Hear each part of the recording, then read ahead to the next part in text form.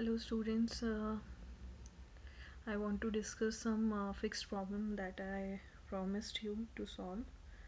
I am just trying everything goes correctly. The first question I am going to discuss is about the time.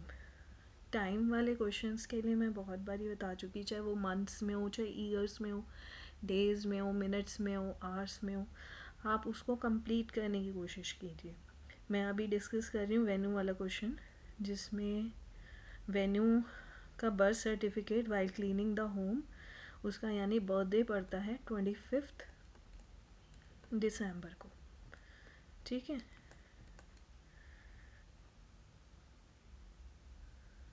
Okay.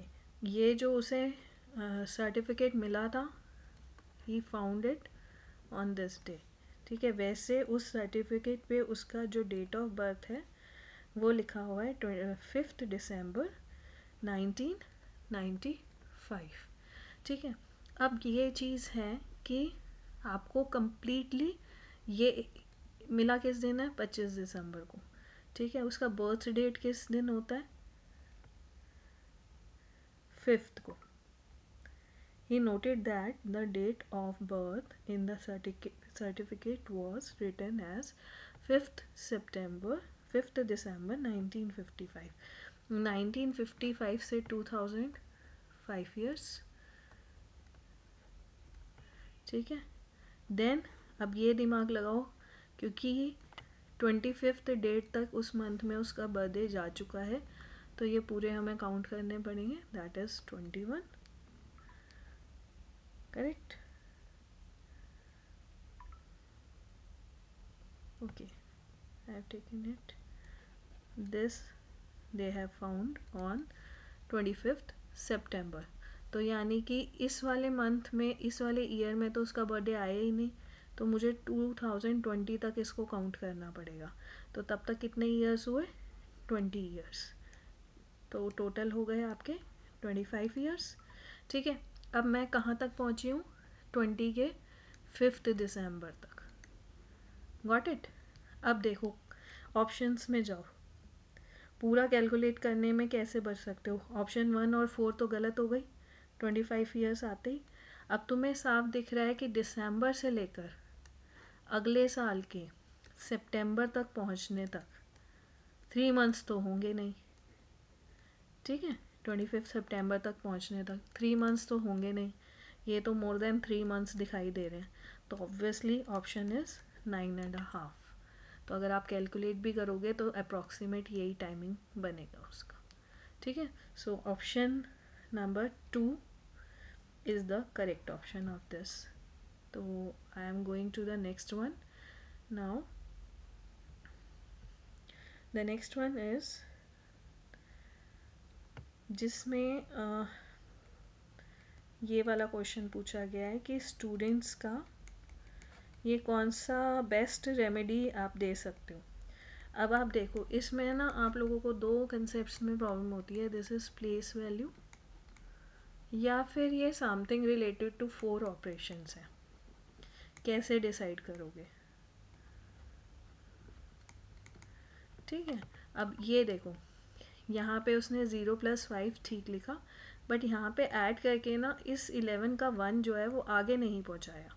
तो place value का तो गड़बड़ तब होता जब ये इसको ऐसे लिख देता.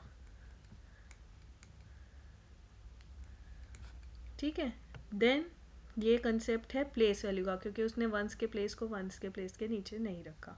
बट यहाँ पर तो ये इसने कैरी नहीं किया उसको. और कैरी जो है वो एडिशन का कौन सा कंसेप्ट बता रहे हैं, एडिशन विद रीग्रुपिंग, यानी दूसरे ग्रुप में जब वो चला जाता है, नेक्स्ट प्लेस पे जब वो चला जाता है, उसे एडिशन विद रीग्रुपिंग कहते हैं. तो that is option number 1. Okay. Now I am going to the next one. What is that?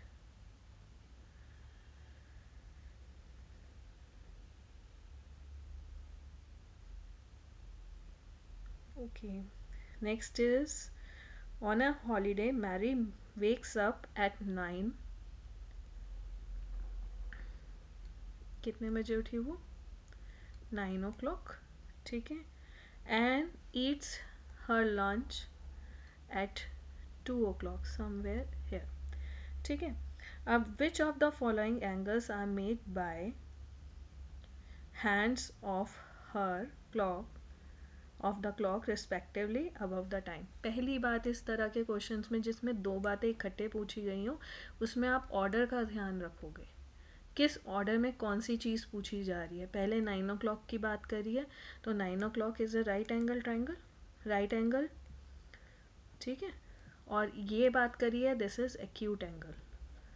तो इसी ऑर्डर में आपने आंसर को करना है, ठीक है. अब आप देखो सबसे ऊपर देखो क्या ऑप्शन दिया हुआ है.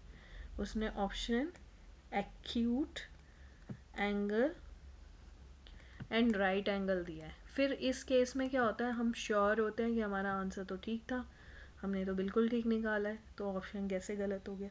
और इसके अलावा last option, this is the first one and the correct option जो है वो 4th नंबर पे है, राइट एंगल.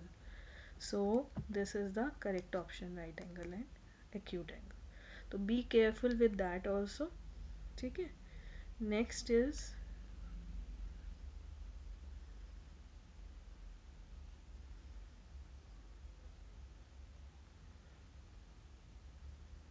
ये लॉन्ग क्वेश्चन है, ये लाइव क्लास में ही लूँगी मैं. एक क्वेश्चन और है. A child is counting the number of balls on putting the fingers. ये कर रहे हैं, ये बॉल्स हैं उसके सामने और वो 1 पे 1 बोल रहा है, 2 पे 2 बोल रहा है. अचानक से 2 3 इकट्ठे 3 4 बोल दिया, 1 2 3 4, फिर 5 पे आ गया, फिर 6 7 बोल दिया.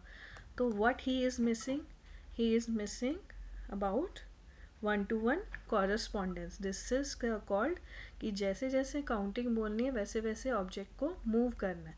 तो दिस इज 1-to-1 कॉरस्पॉन्डेंस, ठीक है. तो ये मेथड जो है ये 1-to-1 कॉरस्पॉन्डेंस कहलाता है, nothing more than that in this question. आगे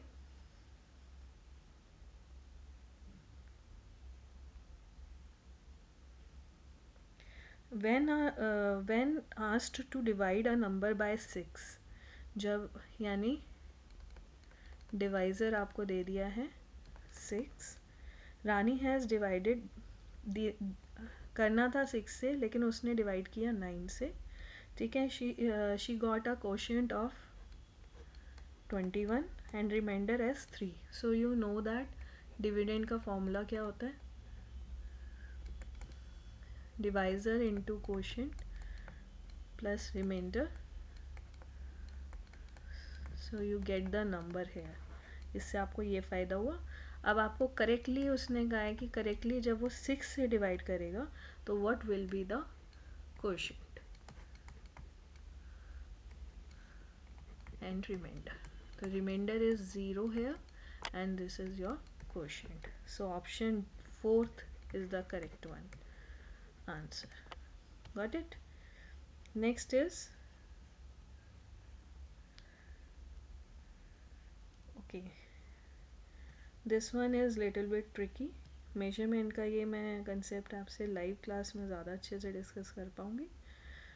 फ़िलहाल के लिए मैं इसको समझा रही हूँ. एक क्वेश्चन है जिसमें दिया हुआ, एक तो लीटर्स मिलीलीटर्स किलोमीटर्स ऐसे वाली क्वांटिटीज़ को ऐड सब्ट्रैक्ट करना है ना, तो इसको लिखने का तरीका इस तरह से लिखना, इस तरह से आपकी मिस्टेक्स नहीं होंगी, ठीक है.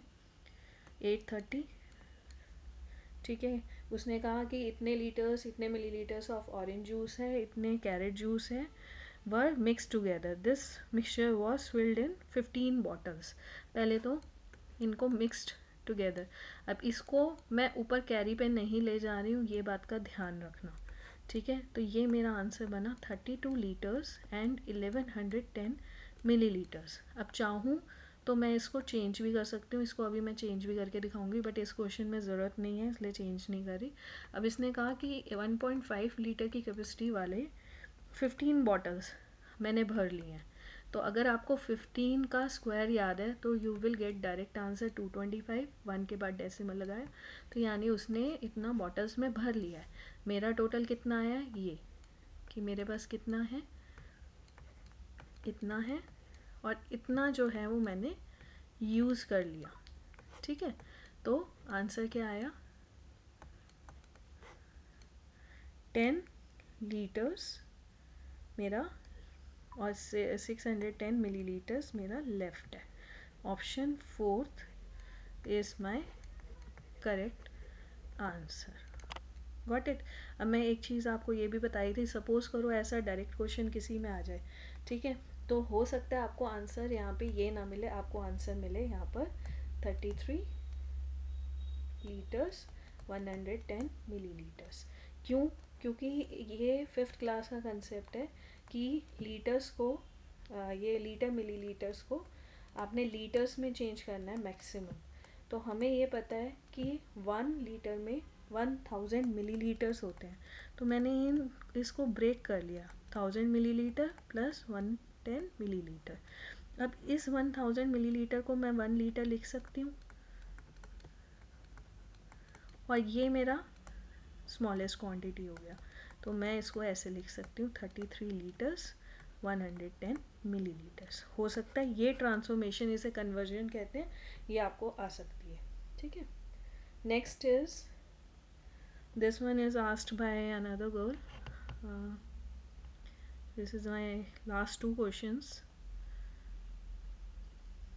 A boy boarded a train on 4th June, 4th जून को वो 2020 को नागरकोइल से करता है, और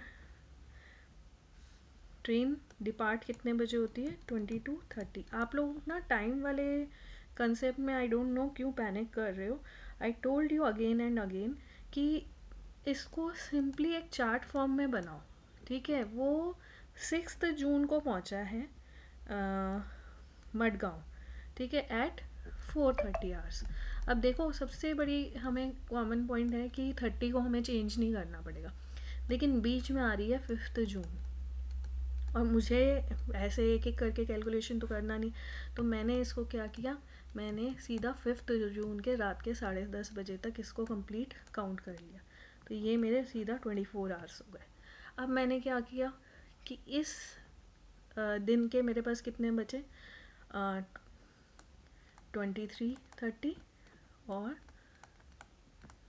30, यानी रात के 12:30 बजे, तो ये 2 घंटे हो गए, 2 आवर्स, ठीक है। फिर प्लस अब मैं इससे इस तक जा रही हूँ, यानी 00:30 से यहाँ तक जा रही हूँ, तो 4 आवर्स ये हो गए, तो ये हो गए मेरे 6 आवर्स, तो टोटल मेरे कितने हो गए, 30 आवर्स, ठीक है।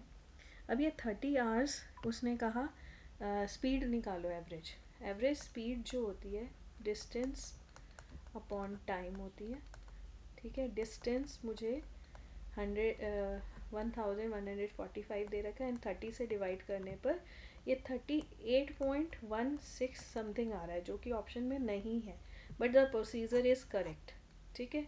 The answers given are wrong, I don't know ये क्वेश्चन पेपर में आया हुआ है या नहीं, but the answers given are wrong, procedure यही है इस क्वेश्चन का। नेक्स्ट है इसके अंदर सेम वही है कि 29 अगस्त